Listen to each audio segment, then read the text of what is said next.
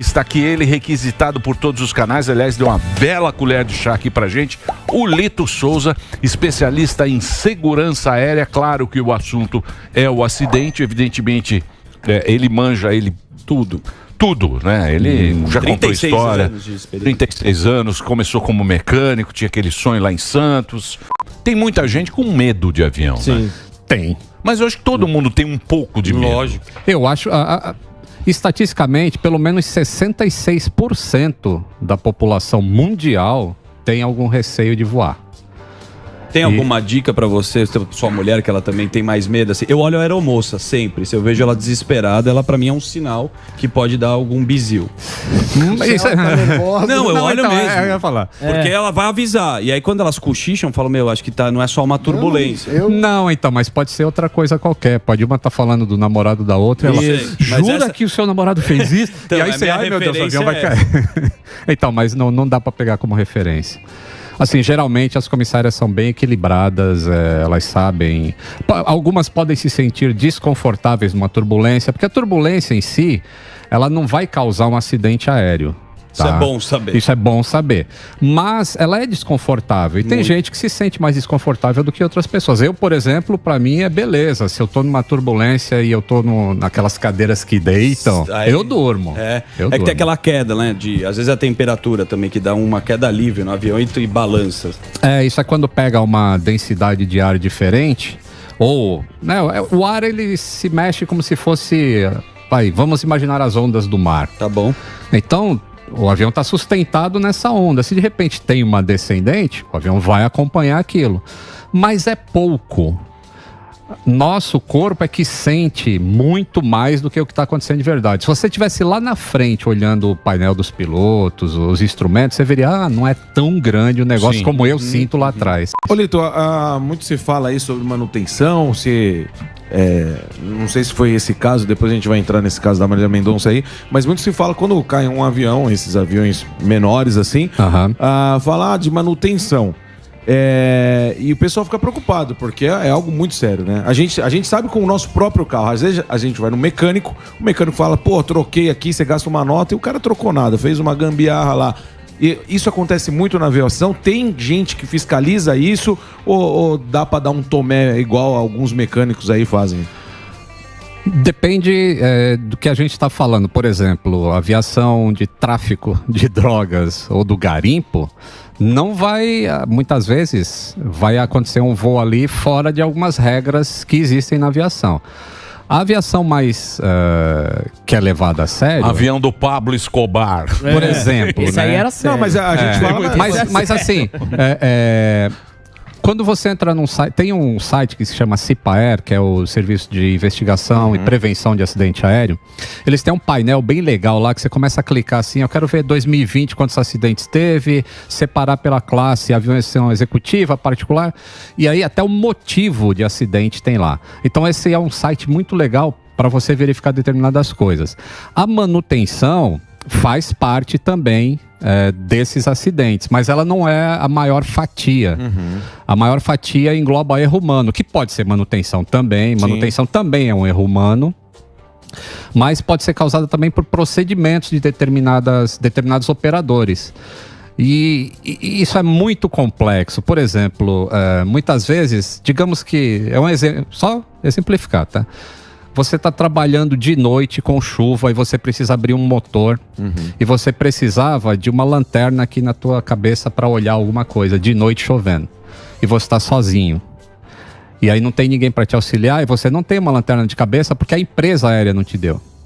E aí você pega uma lanterna, põe na boca e tenta consertar aquilo. Isso já é um fator contribuinte que pode gerar um acidente no futuro, porque você pode cometer um erro e não é culpa sua, você está só tentando colocar aquele avião para voar, mas a falta de estrutura. Então, por que uma investigação de acidente aéreo demora tanto? Porque todos esses aspectos são analisados. Eles têm que tirar fora. Isso aqui não contribuiu para esse acidente. Isso aqui também não. Então vamos focar nos caminhos, naquela sequência de eventos que levaram até um acidente. Relatório, né? É um relatório. É um relatório, o que causou aquilo lá. Que nem esse acidente que a gente viu, aquele avião lá naquela cachoeira, aquilo é só o fim. Sim. Aquilo é só o fim. Ele vai para trás e vai descobrir o que causou aquilo. Exato. Desde o momento... E esse é um exemplo... Eu ia te perguntar da caixa preta, né? Que todo mundo fala, vamos investigar, vamos abrir a caixa preta. O que fica registrado lá de fato? Esse avião, no caso, não tinha nenhuma caixa preta. Então... Ele é opcional a caixa preta de voz nesse avião. Mas vamos falar de avião um pouco maior, ele tem 2 caixas pretas. Uma grava as vozes do cockpit, tudo que tem no cockpit. São vários microfones.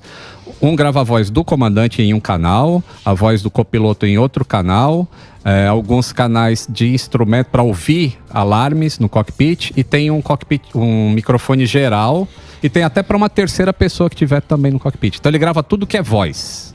E é gravação digital hoje em dia, né? Na minha época de velho ainda era fita metálica. Aquela fitinha de 30 minutos. E aí fica lá, não vai mandando essa gravação para nenhum lugar. Essa gravação, ela é por regulamento, eles querem aumentar isso, mas por regulamento, a cada 2 horas, a gravação é apagada. Porque não interessa, não interessa saber o que os caras estão falando lá na frente. Isso só interessa quando existe um acidente. Existe uma outra caixa preta que grava os dados do voo. Tudo que o piloto vê no painel dele lá, a velocidade, a altitude, a proa, tudo.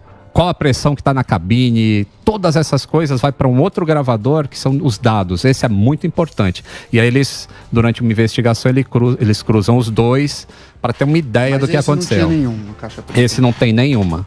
Não é obrigado a ter? Não é obrigado a ter. O regulamento é baseado no peso de decolagem, mais a quantidade de passageiros que leva, aí é obrigado ou não. E para investigação, isso aí é um fator crucial. Não é? Porque o que o investigador, o que ele vai olhar lá? Vai plano de voo? Porque parece uma torre lá, tinha alguma coisa... Sim, já é um fato, né, que houve uma colisão com fios da torre de alta tensão. Isso realmente aconteceu? Isso aconteceu. Isso é fato, mas foi narrado. Já sabe se é humano ou... Não se sabe. Então, a grande pergunta, que a gente só vai saber daqui 1 ano e meio por aí, é o que causou essa colisão? Será que a colisão foi a causa do acidente? Ou a colisão foi uma consequência anterior de alguma coisa que já estava errada? Isso já estava caído. Isso, são muitas coisas que a gente não sabe. E é por isso que é muito importante sempre esperar o pessoal da investigação. Por exemplo, não tem gravador de voz. Isso atrapalha? Um pouco. Seria mais rápido o processo se eles tivessem gravadores de voz. Ou talvez não, depende da característica do acidente. O caso do acidente do Eduardo Campos, por exemplo, em Santos. Sim. Tinha gravador de vozes, mas não era a voz daquele acidente. Descobriram que estava inoperante há 18 meses. Isso. Então, mas isso não atrapalhou o resultado. Já é um erro. E quando acontece um acidente assim, né? A gente sente muito, cara. Tipo, eu tô de boa, eu falo de boa, mas é o sentimento. E, eu tava ao vivo numa outra TV aí falando, né? Porque até aquele momento a assessoria só tinha dito, que tava tudo bem. Uhum. E eu tô achando que tá tudo bem. Aí, de repente, no ar vem a notícia. Uhum. E, aquilo... porque a gente que é do meio, sabe? Que pilota. Você sabe o que acontece. Agora, deixa eu fazer uma outra pergunta pra você que... Esse avião, quando a gente vê um acidente aéreo, normalmente o avião está destroçado. Sim. Ou está zoado. Você nem conseguiu Esse avião, quando falaram, não morreu, eu falei, a primeira notícia é que ninguém tinha se ferido e tal. Aí você falou, realmente parece que está todo mundo bem. Pela aparência, né? Por que acontece? Não pegou fogo, o avião não ficou assim, o material dele não ficou tão destroçado. O que explica isso? Isso ainda é difícil de explicar, né? Se eu falar alguma coisa aqui, eu posso errar, já pedindo desculpas por isso, mas é o seguinte: a característica indica que existe uma baixa velocidade. Como ele já estava vindo, o piloto provavelmente já estava vendo a pista, ele ia pousar. Então a velocidade já é bem menor do avião. E se ocorreu a colisão, e essa colisão deu uma diminuída ainda maior na velocidade, ia fazer com que ele caísse praticamente inteiro ali. Uma pouca velocidade horizontal, mas provavelmente uma grande velocidade vertical. Quer dizer, ele caiu assim. Ele caiu meio de chapa. Ele caiu de chapa. É o que aparenta. Parece, é o que aparenta, porque a asa tem uns vincos assim na asa bem estranhos. Ô, Lito, não sei se é algo do ser humano, né? Que a gente sempre procura uma questão do culpado, né? Como é que é a investigação e como é que é o método para falar, olha, foi uma falha humana? Porque você culpar o ser humano que tá ali é bem pesado, né? Porque ele também tem família, ele tinha tudo, né? E como é que chega o relatório e fala, olha, realmente foi a falha humana? Como é feito esse processo? Então, o relatório, na verdade, ele não aponta culpados. Perfeito. Ele aponta os fatores que contribuíram. E aí você analisa a quantidade de fatores humanos envolvidos. Eu vou dar um exemplo com carro, para ficar mais fácil do grande público entender. Tipo, tu sai de casa e pum, acertou a traseira de outro carro. No pensamento geral, você bateu atrás, você tá errado, exato. Você é o culpado. Mas na aviação não é assim. Se um acidente de carro fosse investigado como um acidente aéreo, primeira coisa, como é que estavam os freios do carro? O motorista é habilitado? Há quanto tempo ele tem habilitação? Ele é treinado para dirigir aquele carro? Ele leu o manual antes? Que velocidade ele vinha? Estava compatível com a velocidade da rua? A borracha do pneu do carro, o coeficiente de atrito o asfalto estava com coeficiente de atrito, que é por norma ABNT, não sei o que lá. Então, todos esses pequenos detalhes são analisados. E aí descobre assim, na investigação, o cara não tinha habilitação. Então, contribuiu para o acidente você bater na traseira do outro? Contribuiu, você não tinha habilitação. Segundo, o cara tinha bebido na noite anterior e teve só 4 horas de sono. Então sabe-se que a cognição de um ser humano que não descansa e não dorme diminui. Então é assim que eles vão analisando, fator por fator, e vão catalogando. Quase não saiu. Então, mas o objetivo disso é não acontecer outro acidente, exato. Né? Que é o princípio. O princípio não é apontar um culpado, é não ter outro acidente. Agora você falou o que foi dito agora há pouco, né? Que as investigações servem para não apontar culpados, mas para que evite futuramente. Sim. Só que aí, nesse caso, quem responde criminalmente? Existe alguém que responde criminalmente por isso ou não? Existe uma investigação paralela. Certo. A investigação do CENIPA vamos melhorar a segurança da aviação, certo. Porque a aviação anda sobre trilhos. Uhum. Se descarrilhou, o que fez descarrilhar? Então é isso que eles vão descobrir, e aí eles emitem melhorias para os outros órgãos. Quem quer que seja que tenha errado, vai sair uma melhoria. Precisa mudar isso porque aconteceu esse acidente. Uhum. Paralelamente, existe a investigação da polícia.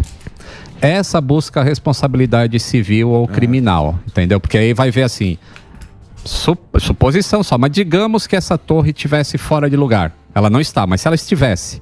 Então esse é um ponto que a polícia veria. O CENIPA também veria, mas ele não tem poder de polícia, de punição. Aí a polícia fala, não, isso aqui, quem que botou essa torre aqui? Não é para ter torre aqui, entendeu? Então essa é a parte da polícia. Eu ia perguntar pro Lito, a gente tá falando muito de piloto, e o copiloto? O copiloto é meio Rivaldo, né? Ninguém lembra muito dele, mas ele é um cara importante. Rivaldo. Já chegou a ter algum caso do copiloto, uma falha do copiloto ter gerado um acidente? Já aconteceu. Mas assim, primeiro vamos só identificar assim, o comandante e o copiloto, ambos têm a mesma capacidade de pilotar o avião, sozinho. Tá? Não é que nenhum é melhor que o outro. Não é que um é melhor que o outro. Um está comandante porque ele progrediu na carreira e o outro está copiloto, ele vai progredir ainda. Então a diferença é só de experiência, mas habilidade de voo, os dois têm igual. Tá?